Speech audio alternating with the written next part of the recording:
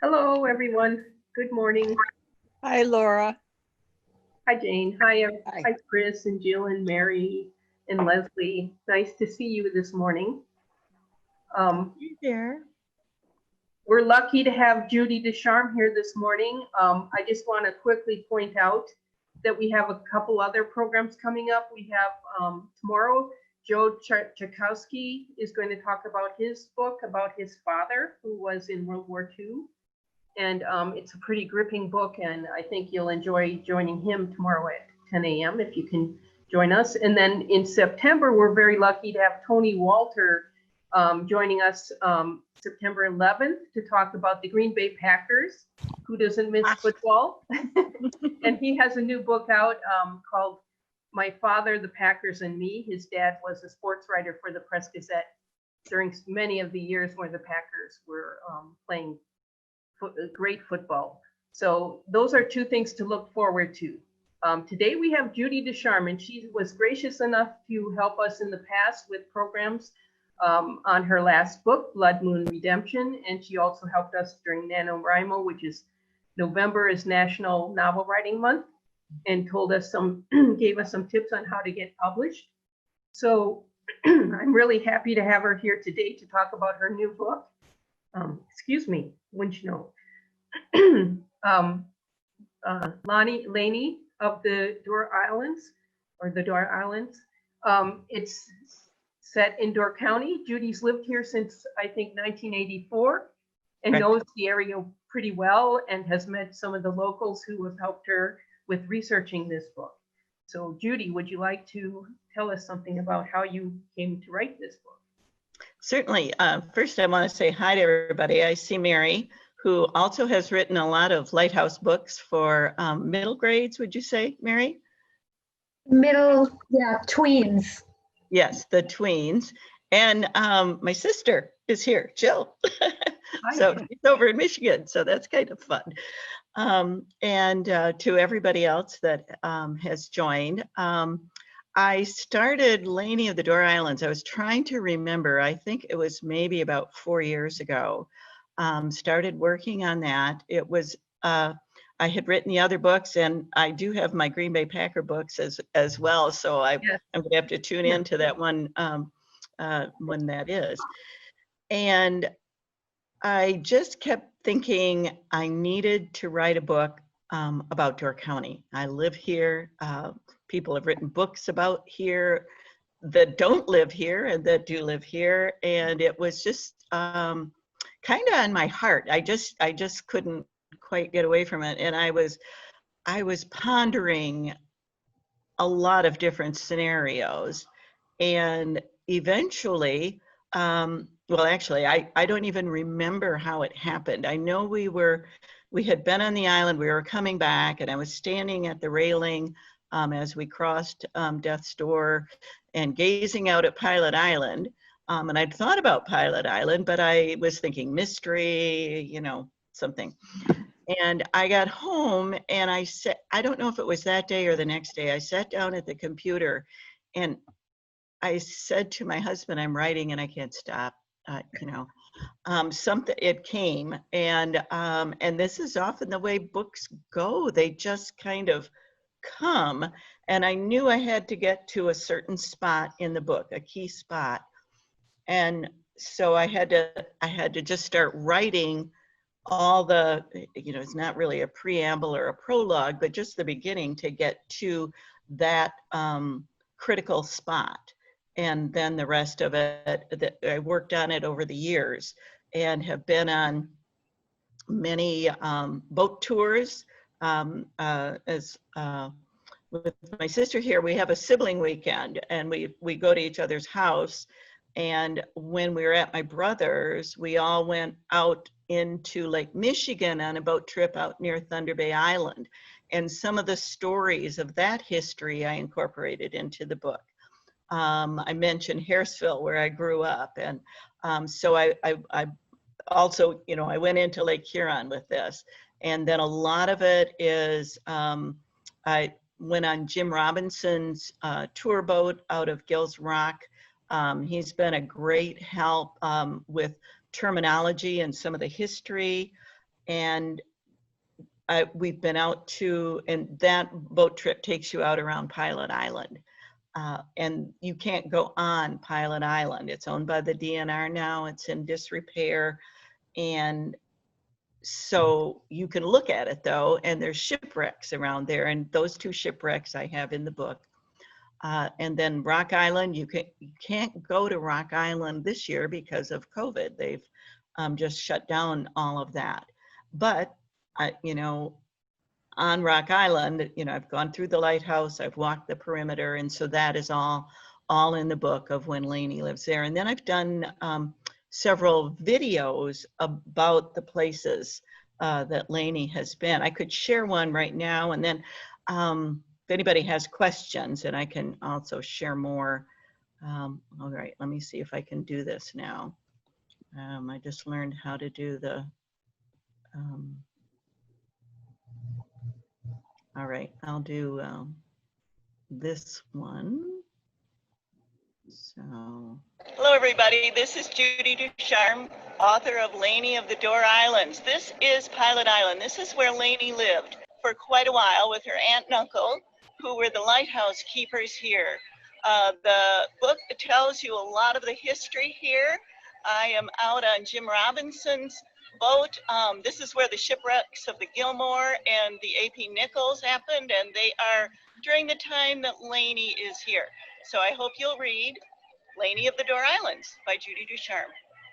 Hello everybody, this is Judy DuCharme, author of Lainey of the Door Islands. This is Pilot Island. This is where Lainey lived for quite a while with her aunt and uncle, who were the lighthouse keepers here. The book tells you a lot of the history here. No, I can't stop it. Go back to your boat. This is where the shipwrecks of the Gilmore and the AP Nichols happened, and they are during the time that Lainey is here. So I hope you'll read Lainey of the Door Islands by Judy DuCharme. Okay, my screen to Hello shut everybody, that. this is Judy DuCharme, author of Lainey Judy, of the Door Judy, Islands. This is if you could where roll Lainey on the lived bottom of your for screen quite a and while you'll with her see aunt and your uncle, Chrome. who were the lighthouse keepers here. The book tells you a lot of the history here. Okay. And I then am out on Jim you can hit pause. Robinson boat. Hit This what? is where the shipwrecks So if of you the go Gilmore to your and AP Chrome Nichols browser, happened, and then are you'll during see the it time pop up that little on Lainey the bottom. here. So I hope you'll read Lainey of the Door Islands by Judy DuCharme. Okay. On the box and Okay, then pause. Uh-oh, I think I've lost everything now. Okay, that's okay. I have Laura it too. can share. Okay. And then you can But just talk. All right, but I've lost everybody. Okay. All right, am I back? We see you, yes. Okay. We see you. Thank you. All right. So anyway, that is one of the videos on and on. And so before I go on with any other information, are there any questions that anybody has about the book? I think have seen pictures of the island and it looks so tiny. It is tiny. It's, I believe, 700 feet by 300 feet. So it's about the size of the property that I live on right now. It's about the same size, which is about a little over 3 acres or so. And so it is a very tiny island. And they did have quite a bit of activity out there. In the book, of course I fictionalize. I have many historical facts in there, but of course I embellish and weave them and all of those things to fit the story. And so one little comment, you mentioned Rock Island. It isn't only the pandemic, it's the high water level of Lake Michigan. They can't get to the dock, and that would cost too much to fix up the dock at Thorsten House, and so and they needed a deep harbor. That other one in the Lake Michigan water level was too high to do where they usually docked. You're right, I did hear that, and I had forgotten that fact. And also up at Jackson Harbor, where you go off to the island, to Rock Island, that even that dock is underwater, I believe. And so it's just difficult for everybody to get out. And Jackson Harbor is where Rasmus Hansen lived. And his great-granddaughter and her siblings own Jackson Harbor Soup, which is a little restaurant. And I also got information about him and then got permission from Sarah Gibson, the great-granddaughter, to use his name because I just love the name Rasmus. Hey, Judy?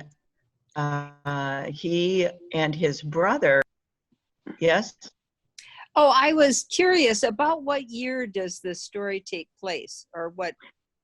It takes place in the late 1800s. It's basically, it starts in 1887, and then it skips up to 1890, and then for probably a couple of years after that.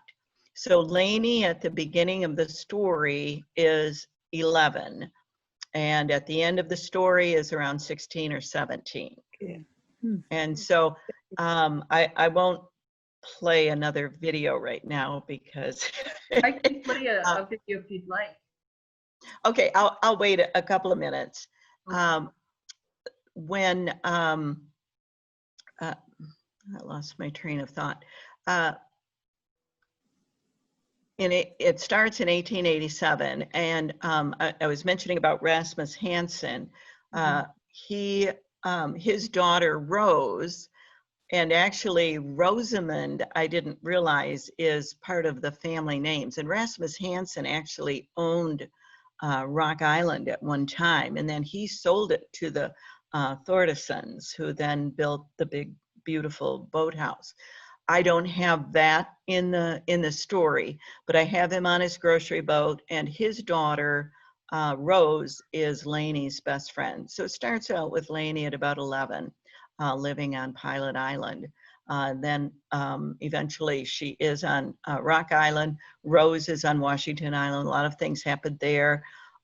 They also spend a lot of time in Newport, and then also Ellison Bay, and just, they do go down to Peninsula Park to the lighthouse that where the 7 boys lived. And those 7 boys, and I just double checked their last name. It started with a D. I give them the name of Claflin. You guys know? The Duclins? Duclins, yes.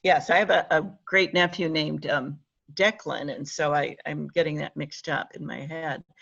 I call them Claflin. I tell some of their stories, but I give them the Claflin name, which is, a very historical name in the Fish Creek area. And I give them all, a variety of names, and they are involved in the story and are friends with Rose and Lainey. When you go to Clifford's aunt and uncle's place, that is actually the setting of my house, which at one time was owned by a fisherman his name was Albert Ickey, I-C-K-E. And I started to use that in the book, and my word weaver critique friend said, Judy, you cannot use that name. Icky, it was just icky. And so I changed that name. And then I have an orchard scene as well. That scene where I have Clifford, a young man in the story, that meets Lainey in that orchard while they are visiting to pick cherries. And the scene came to me when I was walking, and my son, who often takes walks with me, but lags way behind and does kind of his own thing. And I turned around and I saw him walking toward me, and it was just this casual saunter. And just this scene just opened up to me for Clifford arising, and it's kind of a humorous thing. Laura, do you want to share those two videos that I have? I have the Orchard one, I think is the next one, or Newport Town, which either one. Now let's see if I can do this. Okay, this one right here. Hi everyone. Yes, yep, that's the Orchard one. Tour of Door County. This is the cherry orchard where Rose and Lainey came to pick cherries one summer day in 1890.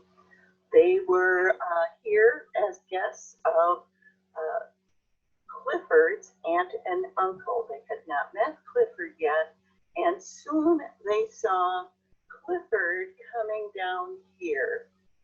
And that was just the beginning of some amazing situations for Lainey. So you'll have to read the book. Lainey of the Door Islands by Judy DuCharme. And now we'll show the next one. This is Judy again, author of Lainey of the Door Islands. This is Lainey's tour of Door County, places she was in the book many times. This is the site of Newport Town. At that time, it was really only called Newport, but in the book we call it Newport Town. It is no longer here. This is Newport State Park. Beautiful place to visit. Right behind me, somewhere in this area, there was a huge dock where they transported lumber and many things. Had a big lumber sawmill here. It was a very thriving town. The town was behind me, and Lainey came here to visit family many times. So if you're up this way and if you're reading the book, this is Newport Town. All right. Okay. All right. Thank you. I have several videos on my Facebook pages. One is my personal page, just Judy DuCharme, and the other one is Judy DuCharme author. So I have a number, I think I have 8 or 10 or 12 little videos if you like to look at them. And I'm also, because so many people that come to Door County love Door County. They love anything about Door County. And so I'm hoping with videos to encourage them to visit all the places that Lainey traveled to or lived or spent time. And Judy, can I say that I love history. I get to help people in the Laurie History Room here in the library, one of my favorite jobs. And when I started reading it, I've started reading the book. I haven't gotten through it yet, but I really enjoy it. And when I was reading about the cherry orchards, I wasn't sure how far back they did the cherry orchards, because I thought it was a big promotional thing around 1900 to put cherry orchards all over Door County. But I went back and, you know, I love books that make me go do extra research. So I started reading about it, and sure enough, they did have a lot of cherry orchards way back in the 1800s. So I really appreciate books that make me dig further. Well, good. And there are a few things, you know, as I said, I fictionalized, I changed a few dates, I changed a few names so that it fit the story, but it has a lot of historical information. Mm-hmm. And so that was, I just thoroughly enjoyed that. And I dedicated the book to a friend of mine that passed away last fall. And she was an avid reader and such a good friend. And she's, her parents lived on Washington Island, and her mom was the archivist for Washington Island. And her brother is one of the captains on the Washington Island ferry. And so I got information through my friend and her mother. And so it was just fun. There's a lot of research sometimes can be tedious, but it can also be a lot of fun, especially visiting all the lighthouses and walking around the island and adding those stories. Any questions? Judy, is it being marketed as a YA novel, or? It is. It is. The publisher deemed it as a YA historical fiction, and Amazon put it, the first couple of days it was out, they listed it as the #1 new release for YA historical fiction. When I wrote it, I wasn't thinking of just young adults. I was thinking of the people who love Door County, who love the Great Lakes, who love lighthouses, who love shipwrecks, and all, you know, and historical information around the Great Lakes and Door County. And our libraries put them in the adult section, the inspiration fiction section. Okay, all right, yeah. So it kind of, you know, I never can quite pigeonhole myself into one genre, which I know I'm supposed to do, but I don't. So Judy, when you were researching Pilot Island, did the name Victor Rohn, R-O-H-N, come up? Or was that a different era? I know I read in one of the books of, you know, I think, oh, I can't remember which book it was. I don't know if it was called, I think it was called The Lighthouse Keeper. Anyway, yes, that one right there, Keepers of the Light. That's the one. Thank you, Laura. The master researcher, Laura. And I went through a lot of that. And so he may well have come up if he was in that time frame. I kind of focused more on that time frame. Okay. Is he someone that you know, Mary? Yes, well, he was a keeper on Pilot Island, and he had, I don't know, a dozen kids or something like that. And he's actually a relative of mine, sort of. My sister-in-law is his great-great-granddaughter. So I've heard stories about Victor Rohn, but I think your story takes place after he was keeper. And that book, might have been. this Go book ahead. does say he was the lighthouse keeper between 1866 and 1876. So it There is you a go. decade before. So I may have skimmed over that and then went on, which is amazing when you think of all that many kids on that little plot of land. Yeah. Or even the 7 boys in the Eagle Bluff Lighthouse at Peninsula Park.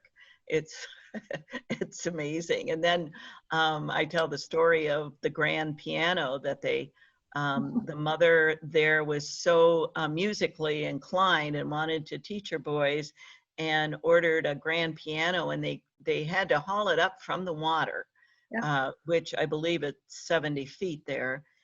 They got it up there and there was no way to get it into the house. So they had to send it back and get a smaller one. And so it's just amazing. I mean, you know, sometimes I think I'm kind of hardy, but I read these and I think, oh my goodness, I don't know if I could do all that. And what was that I read about, you had to have the laundry taken down by 11 in the morning? Yes. Is that something you picked up on in your research? Yes, that was a U.S. Lighthouse Board rule. The Lighthouse Board later became the Coast Guard. And that was something that Jim Robinson clued me into, because at first I was saying the Coast Guard. And so they had inspections, and every once in a while, and they weren't announced. And so the laundry had to be off the line by 11 a.m. every day, whatever day you did that. And the place needed to be clean and spick and span, and it's just amazing. And then when you go up into the light chamber, it's a very, very small space. My sister knows all that. She and her husband have been docents at a lighthouse on Lake Michigan. What's the name of it, Jill? I can't remember offhand. It's called Little Point Sable Lighthouse. So it's yeah, about across from, I think, Sheboygan. right. Right.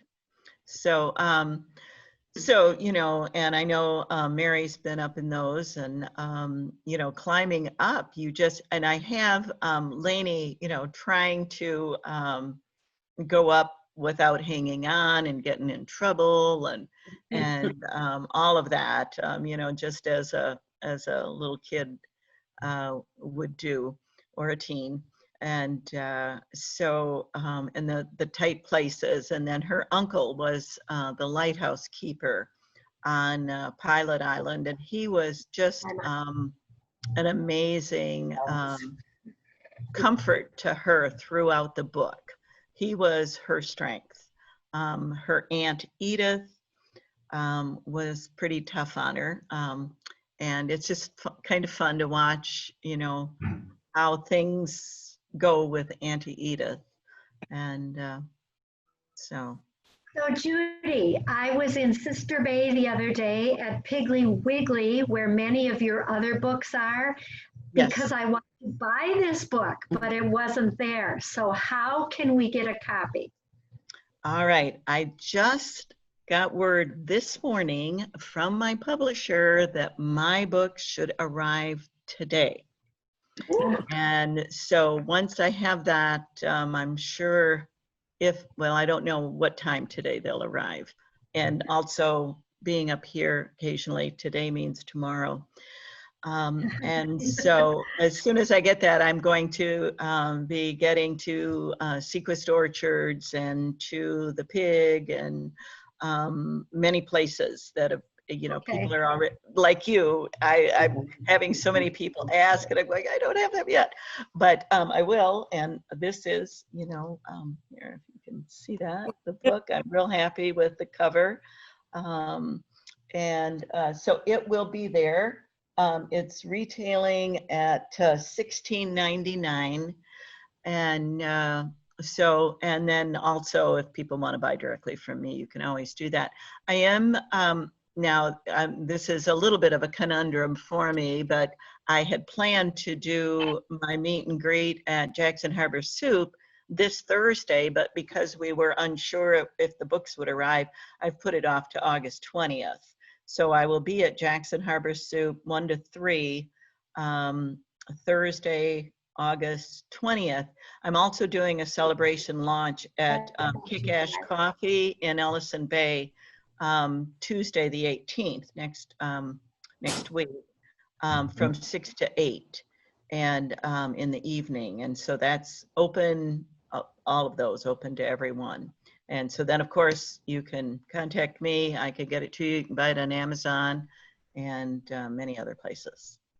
Judy, who does your book covers? How do you arrive at the book covers? My publisher is Ambassador International, and they also publish Blood Moon Redemption. My other books are published by other publishers, and they were just amazing. Blood Moon Redemption, just background here, I wrote that book in about 10 months, 9 or 10 months, but it took a good 3 years to find the publisher. With Lainey, I wrote that over a period of probably 3 or 4 years. There were a lot of other just life interruptions and the publishing of Blood Moon Redemption and all that interrupted it. But when I finally sent it out, I sent it to a few publishers and including, of course, Ambassador International. And the day after I sent it, the publisher contacted me and said, we want it, we want to do it. And all the other publishers would not have published it until probably next year. And they, Ambassador International just went full steam ahead. And it wasn't supposed to be published till about right now. And then they were having a special promotion in late July called Christmas in July. And I was hosting and going to tell about the book, even though it wasn't out yet. And they just jumped right in and said, we're releasing it on that date, July 24th, which was just amazing to me. But then my shipment is delayed a little bit. and so I've had to wait. The Hannah, who is their creative director, did both the cover for Blood Moon Redemption and the cover for Lainey, and I think she's amazing. So I really enjoyed it. So Does she draw the covers herself, or she finds them? They do, you know, they get their like how you can go on Canva or BookBrush and you can get, you know, different things. I'm sure they have to pay, and they find, and then they superimpose and work it with that. So because it does set the tone really well, I think, you know, with the young girl there. Yes, and yes. I love that comparison to Anne of Green Gables. Yes, I think that really kept it, but with I the think storm in the beginning, isn't it kind of like the Wizard of Oz? Oh, I never even thought of that.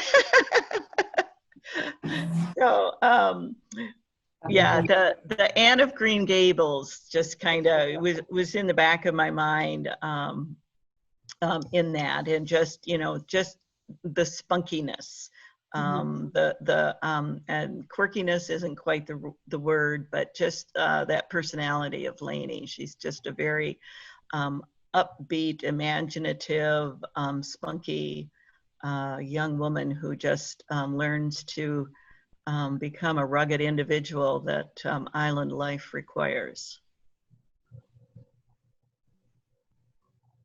So, well, does anyone have any questions? Did you want to show some of those memes that you have? Sure, maybe a couple. The one with the girls, I think, is... Well, here, let me just, I don't know exactly where that is, so why don't I run through them and you can just talk sure. a little bit. That Okay, might be... That's great. All right. See if I can do this again. We're all learning the tricks, the ins and outs of Zoom. We're all learning to Zoom. Yeah. Yes. Okay, this is the orchard one, and this is, I used this phrase, this was from the book. As a young man emerged from the hazy mist, her heart emerged from a heaviness she didn't realize still dwelt within her. And so this is an orchard in full bloom. Of course, when she was there, they were picking the cherries. So, okay. And this is, you know, just kind of this personality of Auntie Edith. More than likely the wind would steal the words away, but Auntie Edith always had more words to replace any that were lost. And so that just kind of gives you a little idea of Auntie Edith. And then this was what I had learned. The foghorn on Pilot Island was the loudest foghorn in all of the Great Lakes. And when that foghorn blew, it would break china. It would, the chickens wouldn't lay their eggs, and the milk, they said, actually curdled sometimes. So I have, you know, Auntie Edith, the Lighthouse Board provided china to the family. They had every lighthouse keeper was provided that, but Auntie Edith had her own china that, and she had grown up in, you know, more of an English household, and she wanted her own china, and so, but she had to, once the foghorn was going to blow, she had to protect it. Oh, and then these are my events, today, and then Kick-Ash Coffee on the 18th, and Jackson Harbor Soup on the 20th. 20th, 1 to 3. This is a time when Clifford is crossing the ice between Rock Island and Washington Island, and a squall blows up and he gets disoriented and almost it starts going the wrong direction, heading toward open water. And Jim Robinson, who I've mentioned a couple of times, that I went out on the boat tour, he also endorsed the book. And when he read it, he said that story, he said, I've been in those situations, and it's a very scary time. So, so that was a scene that a part of the story I really enjoyed writing when he went through I've that. never understood how they could walk across from the islands to the mainland in winter, but they do. Yes. Even Well, with- it true, and even now, they're out there ice fishing sometimes, way out there. So yeah, I know it's scary. And then there's the awful story of the basketball team that came back from Ellison Bay to Washington Island, and they driving their car in the 1950s, and took a little wrong turn and headed out to the wrong area, and they were lost. Yeah. So, Yeah. and this is just a fun story when Lainey and Rose at the Valentine's dance, and I won't say any more than that, but just when Rose said, "What did you say? He looks like you slapped him." And Lainey responds, "I wanted to slap him." Well, I think he felt it. So, so that was another fun one. And then this is what Uncle Otis said: "We're not prepared for so many things, but the good Lord helps us get through." And those were a lot of things that Lainey experienced that the good Lord helped her get through them. And then this was when one of the shipwrecks, that's probably certainly not what the AP Nichols or the Gilmore looked like. But it was the picture I could find. So, and then this was another funny scene when someone says about Lainey, "Do you think she's gotten too much sun?" And Rose responds, "Too much something." So, and again, this is something Uncle Otis says: "She has the most resilient spirit of anyone I've ever met. We can't destroy that." So that's another good word about Lainey. She is resilient. And I think that's the end of. Okay, and that's good. That's plenty. Okay, so. Well, does anyone have any questions, or has anyone had a chance to look at the book? I know it just came out, so. I haven't looked at the book, but I thought the videos were a good idea, would really, put in someone's mind to come up and look at Door County.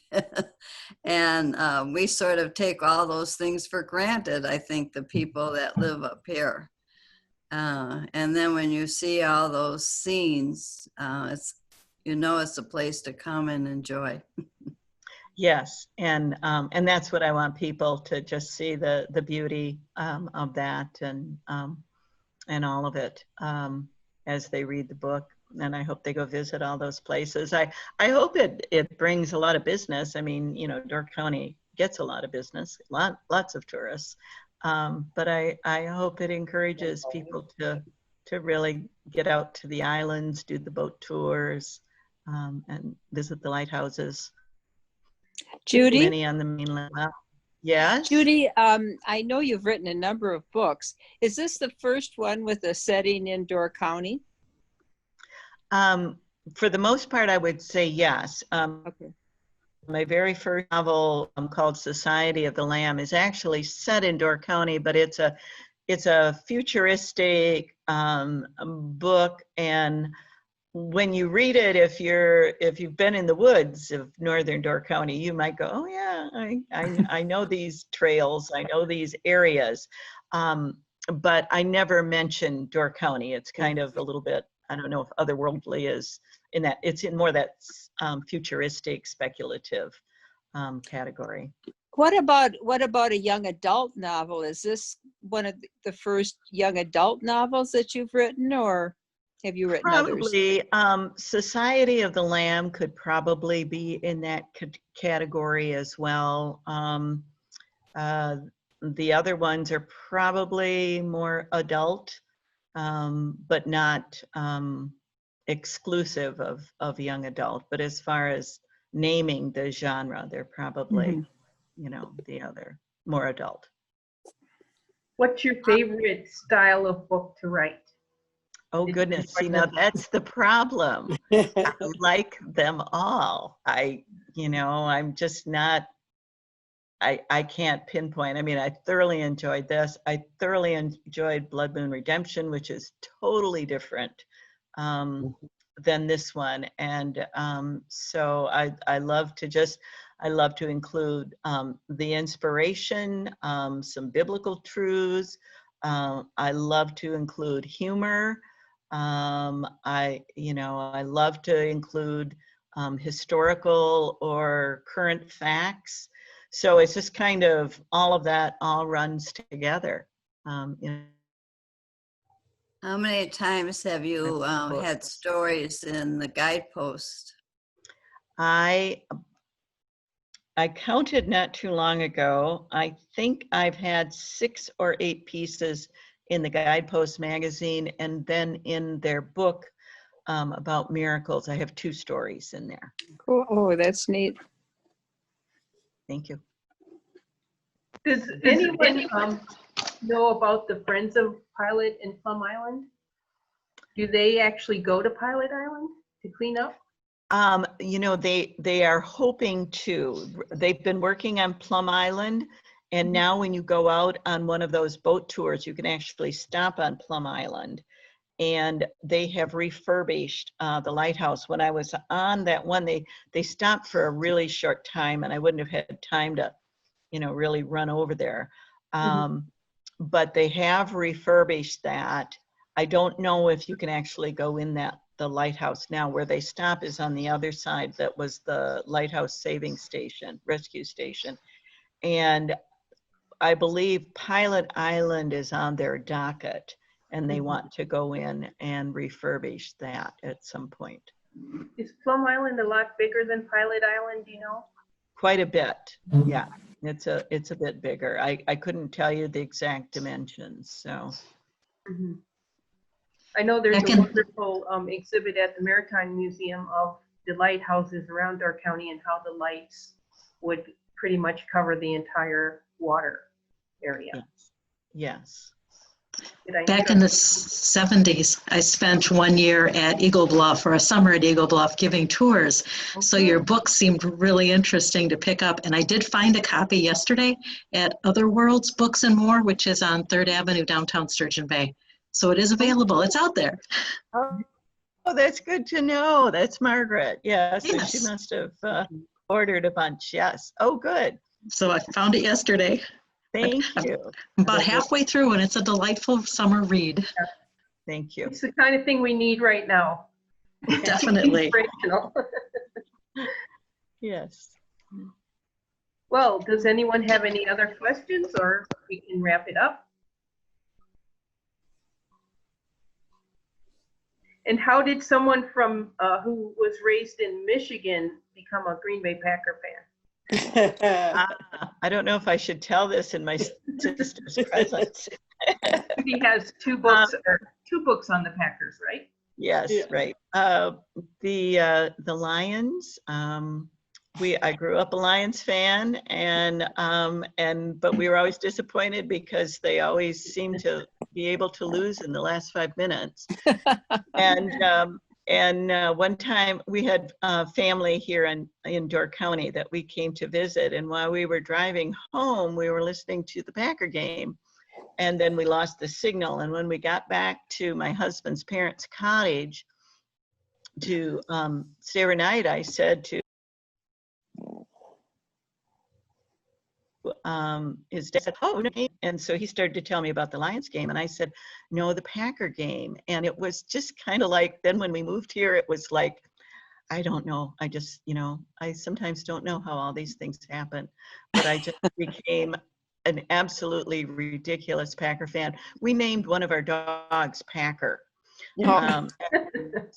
And so, so I became the ridiculous Packer fan. bit to the chagrin of my family. I think our family was more about baseball than football Yeah. anyway. That's true. My mom was a Tigers fan, so that gene, was in me.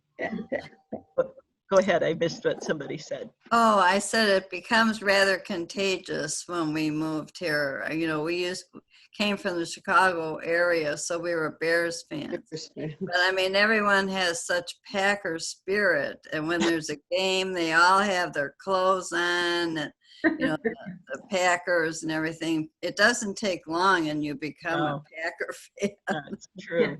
And we wear our Packer clothes year round. Well, you'll all have to join us in September, I think the 11th, to hear Tony Walters. His father was the sports writer, and so his father kept a diary, believe it or not, from the 20s through the 50s, 60s. So he has every day an entry, and a lot of those were about the football game. So imagine that. Great. That's great. That's great. If no one has any more questions, I want to thank Judy for coming and sharing her new book with us. I really appreciate that. And yeah, thank you. Thanks. I thoroughly enjoyed it, and feel free to contact me if you have any questions, and I'll get the books into the local stores, and I hope you can make it to some of the other events as well. Thank you. Thank you. Bye. Bye. Thank you.